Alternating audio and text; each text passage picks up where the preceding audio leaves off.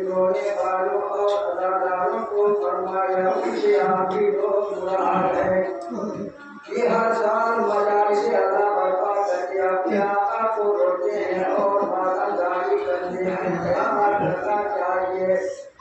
इसियों में से कुछ ऐसे लोग भी गुजरे हैं जिन्होंने अपना माल कुर्बान करके प्रति अवतार को देकर माल की बड़ी ज्यादा बर्पा की है।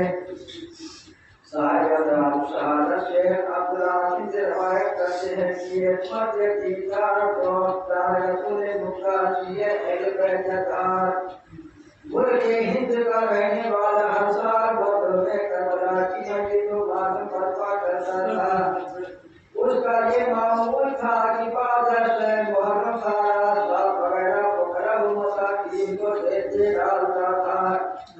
इस बार हसब मामूल के यहाँ मस्जिद की हाकिम शहर तरफ से गुजरा और लोगों के रोजे पीटने की आवाज सामने आई। पूछने लगा कि ये शोर कैसा है? खादिमों ने कहा क्या ये डरावनी करता है? इसके मकान में हुसैन की मस्जिद है। लोग रोजे पीटते हैं। हाकिम सुनकर घबराहट हुआ और उस मोमिन को बुलाया और सख्त कलिमात कहे। बेगुनाह को दुर्रे मारने का हुक्म दिया और कहा कि इसका धन लूट लो।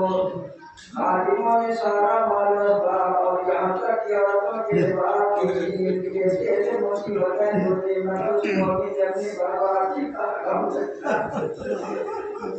उसी तरह दूसरा साल होगा। अब कौन सा माल बाकी साजे से मस्जिद का अपनी आजादी पर बहुत मजबूर ये पता लगता है कि करीब है जो उसका गम भरना जाता है। एक रोज उसी गम में सर झुकाए बैठा हो रहा था कि रोजा ने कहा जब गमगीन हो रहे हो माल भी जाने से रोते हो। उसने कहा माल का तो रंग नहीं मगर ये सब बात है ये मुफलिस की बदौलत की सारा सादत से महबूब हो रहा हूँ। वो बोली कोई तरह तुम न करो खुदा ने मुझे एक आखा दिया है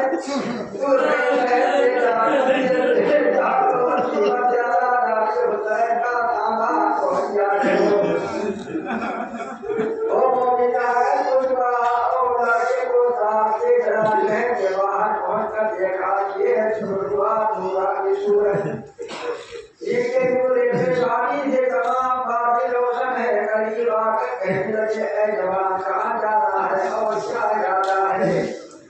उसने कहा इस्लाम को बेचने जाता हूँ। उन्होंने तिला उद्र कमोबेश कीमत पूछ के दे दी। वो तो गुलाम से लेकर चल दी। ये मोमिन कीमत देकर उसको घर आया। डॉक्टर ने कैसे खुशी बयान करने लगा कि ये बात है खत्म हुई थी कि लड़का माइजन के पास आ पहुंचा। बाप ने पूछा क्या भाग आया है? लड़के ने कहा नहीं जब आप न तो थे उधर हो गए रोने लगा। ने पूछा क्यों रोते हो? लड़के कहा कि अपने आका की बुराई रो रहा हूँ। क्यों थे मुझे बड़े नाम से मारा और माने लगे तो गुलाम नहीं बल्कि उसका लड़का है। मैंने आपकी फरमाया मैं वही मजलूम हूँ जिसकी अदाकारी के लिए तुझे मैं वही गरीब हूँ जिसको जालिमों ने बदन से जुदा करके जंगल में भूखा प्याला तो मत कुर्बानी की रात किया है भराया खुदा तेरी आंखें रोशन करे।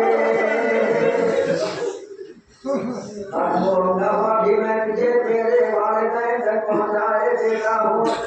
अपने बाप से कहना कि जिस कदर तेरा माल हाथ में है उससे ज्यादा माल भेज देगा।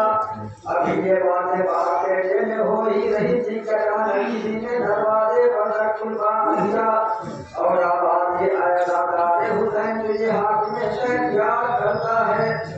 जब वो हाथी के पास उन्हें बहुत करोड़ा दी कि और निहार जगला के पेश आया और अपनी गलती की माफी मांगी।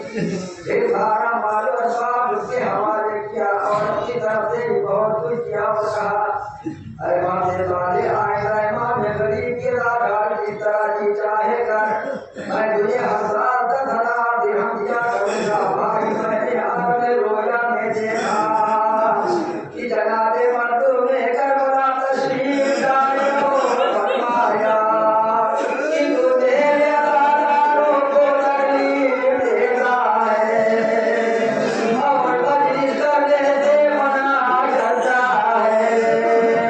लाजिम है कि मेरे राधार का मारो वापस कर दे और अपनी गलती की माफी मांग। अगर तू ईश्वर नहीं करेगा तो मैं जमीन को हुक्म दूंगा तुझे और तेरे माल को निकल जाए। ये काम देखकर मेरी आँख खुल गई उस वक्त से मैंने अपने हवाले कभी यहाँ से तौबा की और हजरत की बदौलत राहिम रात का प्यार की। हम सब मैं अपने बाल बच्चों के शिया हो गए हैं मोमिन मौला का मुआवजा मुरादा कीजिए।